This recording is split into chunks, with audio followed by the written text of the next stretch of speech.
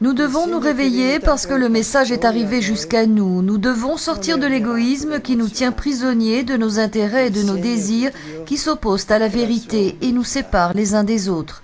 Le pape l'a affirmé pendant la messe de la nuit de Noël, rappelant que la mentalité du monde contemporain et l'éventail de nos diverses expériences ont affaibli la sensibilité à Dieu. Et pourtant, l'attente de Dieu, la capacité de le rencontrer est présente, de façon cachée ou ouverte, dans chaque âme. La majorité des hommes ne considèrent pas comme prioritaires les choses de Dieu. Nous devons apprendre des bergers à ne pas nous laisser écraser par toutes les choses urgentes de la vie quotidienne et à sortir de l'enchevêtrement de nos pensées et de nos engagements pour trouver le chemin qui conduit au Christ comme les âmes humbles qui habitent près du Seigneur. C'est Dieu qui, dans le Christ, vient à notre rencontre, devient enfant, se laisse toucher et demande notre amour en nous disant « Venez et voyez comme je vous aime ».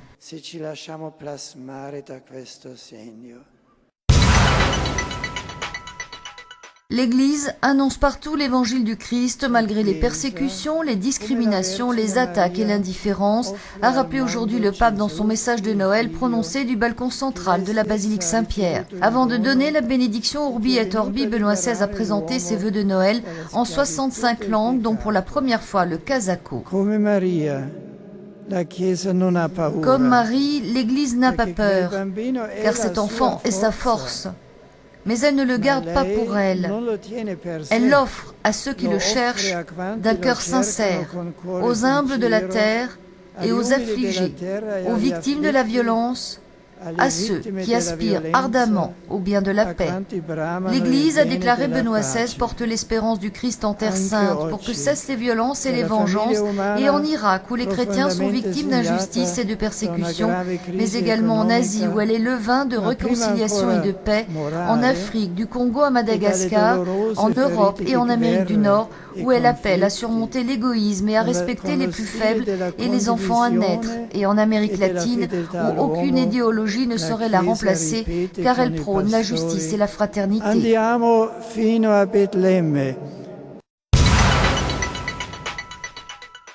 Le 31 décembre au soir, en la basilique Saint-Pierre, Benoît XVI a présidé les premières vêpres de la solennité de la Très Sainte Vierge Marie, Mère de Dieu, et a chanté avec les fidèles le Te Deum d'action de grâce de fin d'année.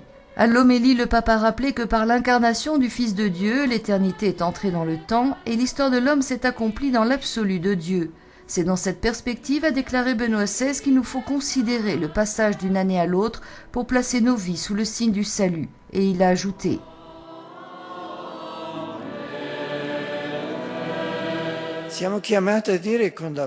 tout cela nous remplit d'une grande joie et nous fait élever notre louange à Dieu.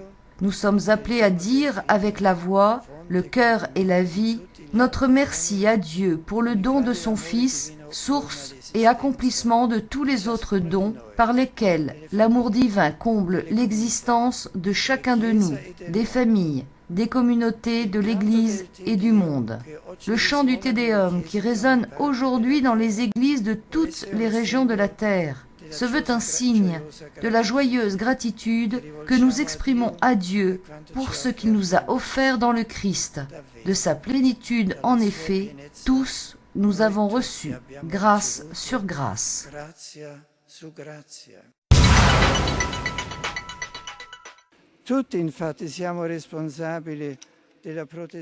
Après la messe célébrée à la basilique Saint-Pierre en la solennité de la Très Sainte Vierge Marie, Mère de Dieu, et à l'occasion de la 43e Journée mondiale de la paix, Benoît XVI a récité l'Angélus de la fenêtre de son bureau.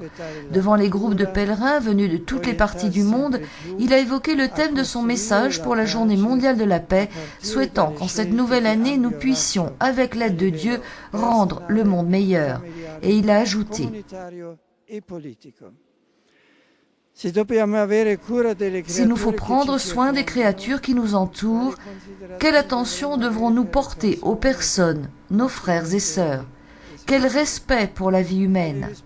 En ce premier jour de l'année, je voudrais lancer un appel à la conscience de ceux qui appartiennent à des groupes armés, quels qu'ils soient. À tous et à chacun je dis: arrêtez, réfléchissez et abandonnez la voie de la violence.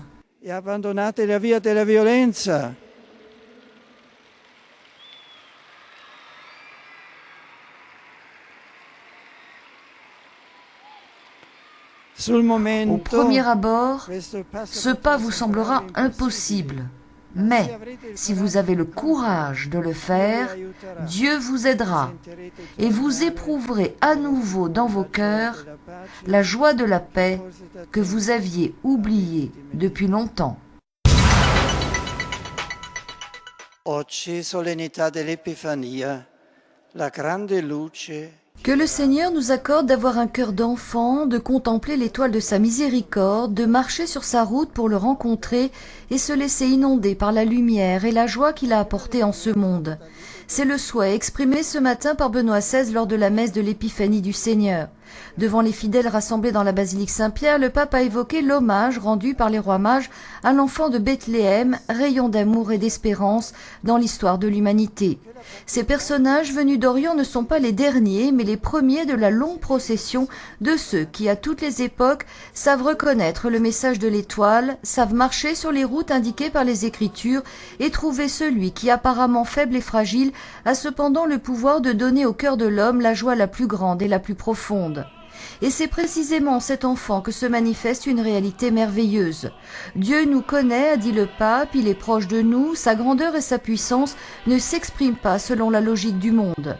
Le pape a invité à ne pas être trop sûr de soi, à ne pas prétendre connaître parfaitement la réalité et à se laisser au contraire saisir par la joie de la vérité pour suivre la voie de l'amour qui seule peut transformer le monde.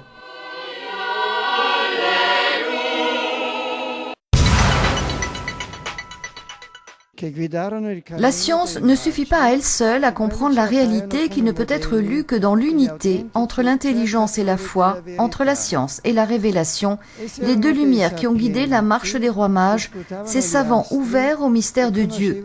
Benoît XVI a ainsi réaffirmé avant la prière de l'Angélus la nécessité d'une science non pas autosuffisante, mais ouverte à d'autres révélations et appels divins.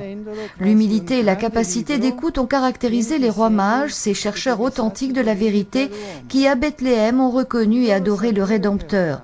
Ils avaient découvert un nouveau visage de Dieu, a précisé le pape, une nouvelle royauté, la royauté de l'amour. Saluant les pèlerins dans les différentes langues, Benoît XVI s'est tourné vers les frères et sœurs des églises orientales qui célébreront Noël demain.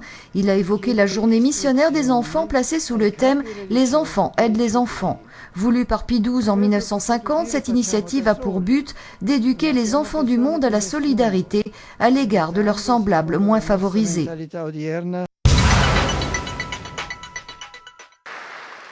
Le pape a voulu remercier les carabiniers chargés de veiller sur la sécurité des nombreux pèlerins qui se pressent chaque jour autour du Vatican. Comme la majestueuse colonnade du Bernin, a-t-il déclaré lors de l'audience accordée en fin de matinée, la maison de Pierre est toujours ouverte pour accueillir dans une accolade idéale les croyants et tous les hommes de bonne volonté qui viennent puiser au magistère des papes lumière et encouragement pour grandir dans la foi et devenir des artisans de paix et de coexistence pacifique. Les carabiniers sont les témoins, les gardiens et les garants, silencieux et diligents, mais nécessaires et précieux de ces grands rassemblements pacifiques de personnes de tous âges, origines et cultures.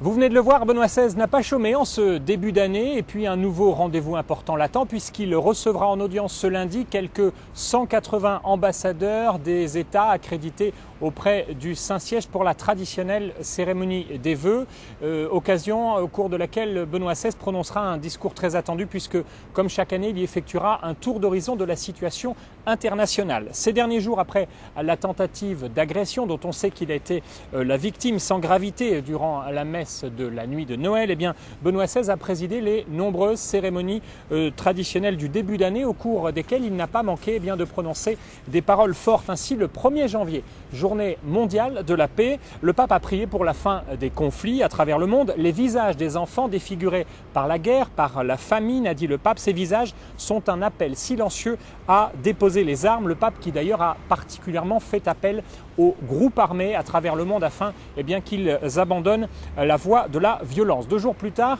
le pape a mis en garde devant la tentation de bâtir nos vies sur des pronostics improbables ou encore des prévisions économiques, même si les problèmes ne manquent pas à l'intérieur de l'Église, dans nos familles, dans le monde, a reconnu Benoît XVI, eh bien, notre espérance, elle est en Dieu, elle est en Dieu seul. Alors, lors de la fête de l'Épiphanie, c'est pour cela que le pape a invité le monde à s'ouvrir au mystère de Dieu, au mystère de l'enfant Jésus né dans la crèche, à l'exemple des rois mages, ces sages venus d'Orient, a dit Benoît XVI. Eh bien, les savants eux-mêmes doivent s'ouvrir à ce mystère. Pour cela, a encore confié le pape, eh bien, il faut de l'humilité.